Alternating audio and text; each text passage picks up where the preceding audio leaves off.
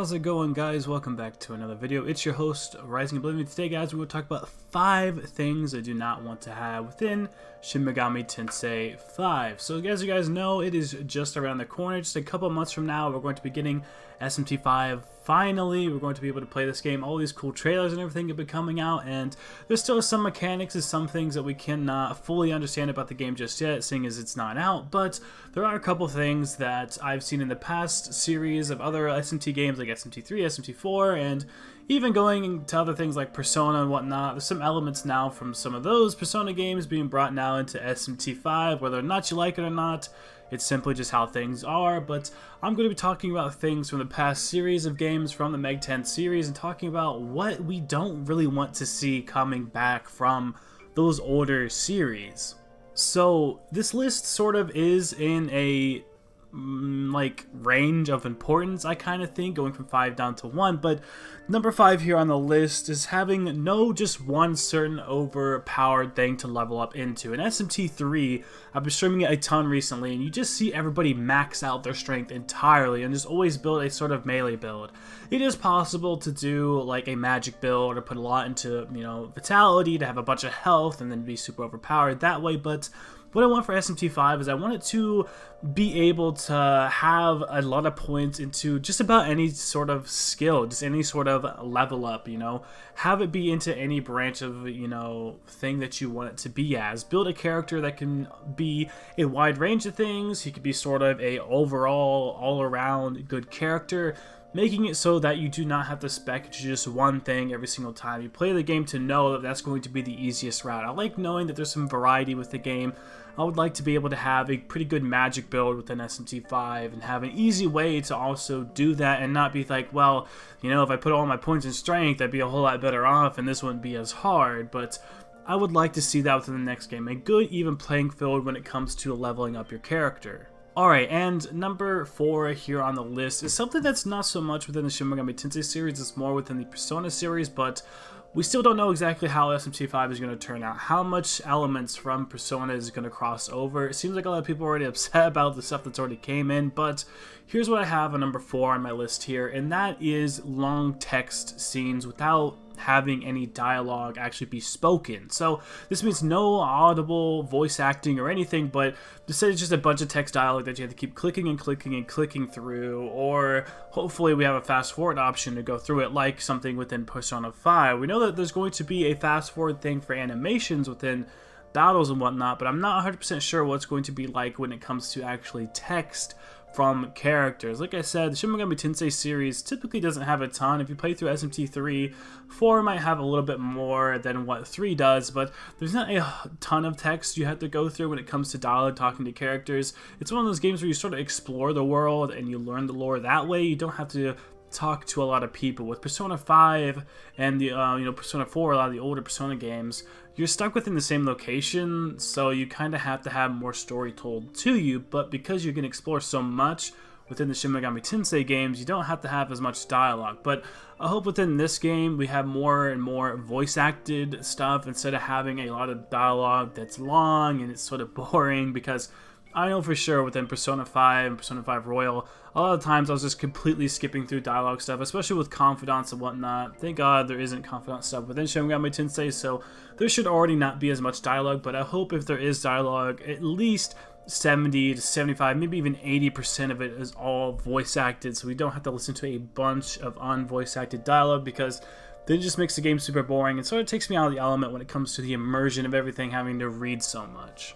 Alright, now we just talked about a negative thing that could, be influencing Shin Megami Tensei 5 because of Persona, but here is something that I want to have within Shin Megami Tensei that is good, that is influencing possibly on SMT 5, that is some elements from Persona, and that is the save point system. So I don't necessarily need more save points. When it comes to SMT 3, and I believe even SMT 4, there's a lot of places where you will have a save point and you'll spawn somewhere, especially in SMT 3, and you have to go very far distances because you can only fast travel in between save points. And when having a big open world, fast travel I think is a must. You know, think about Skyrim without fast travel. It's awful. A lot of these big open games are awful without fast travel. I think The Witcher, a lot of people started downloading mods just to be able to teleport around because it was so hard sometimes just to get around, and it really does suck. But when it comes to SMT3 in particular, there's a lot of places that you cannot get to because you have to go to a certain save point in one city, then travel from that city all the way over to another point just so that you can reach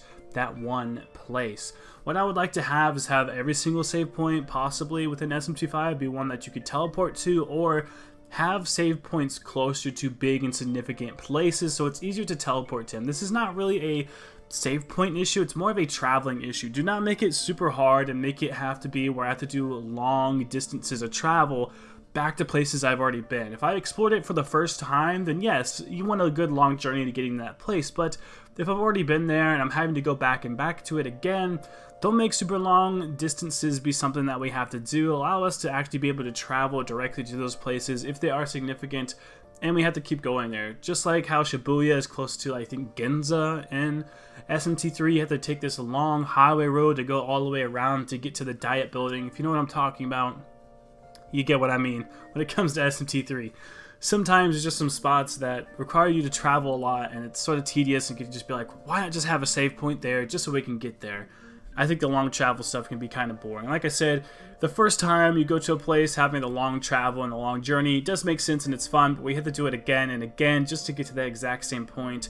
It gets really long and it gets really boring. Alright, moving on to number 2. Now this might be something that some people might get kind of upset about, but this is going to be crazy one turn, completely wipe your entire party type of battles. Now this is oftentimes when I'm streaming, people call getting, you know, Shin Megami Tensei or getting Meg 10 whenever an enemy just does some crazy combo, like lowers your defense a bunch, then they up their magic, and then they lower your defense again, and somebody hits a skill that like is an almighty skill and just completely wipes your whole team and kills you. That's the kind of stuff I do not like to see. It is super funny, don't get me wrong. I love when it happens sometimes, especially if I just saved and it's a super funny event and somehow we all end up getting like instant killed or something like that by a bunch of crazy attacks, or they debuff us so much then instantly we just die because they got one turn off on us. They might not be the craziest or hardest enemies. A lot of times it's not even like bosses that end up doing this to me. It's just random encounters sometimes just somehow just do a perfect combo and just instantly kill all of us, or they get a critical and then they get an extra turn and then they end up buffing themselves more and just instant killing the whole team. It's a lot of times it is funny, I will admit, but that's something I do not want to see within SMT5. I feel like it should be better to have this thing sort of balanced so certain things do not happen like that. I think doing significant like damage to the team makes sense because from a battle perspective, not every single battle can be exactly the same. Sometimes you should run into shadows or demons or whatever that do hurt you pretty bad because they can strategize somewhat and be smart about it, but instant killing your whole team in one turn, I think that's a little overpowered and a little bit boring when it comes to the, you know, whole fighting and stuff like that. That and having to save then. You don't know how far back you went. You might just be a boss. I don't know how many times this has happened, especially around the SMT3 like pyramids. I did the pyramids, fought a really hard boss fight, but then on the walk back to go save somewhere, I almost got team wiped because of this one crazy battle. A lot of times, like I said, it is random encounters. It's not even the bosses, because you do so many random encounters in a row, you end up eventually getting into a random encounter where they just do the perfect type of combination just to hit you just the right way to insta-kill your entire team.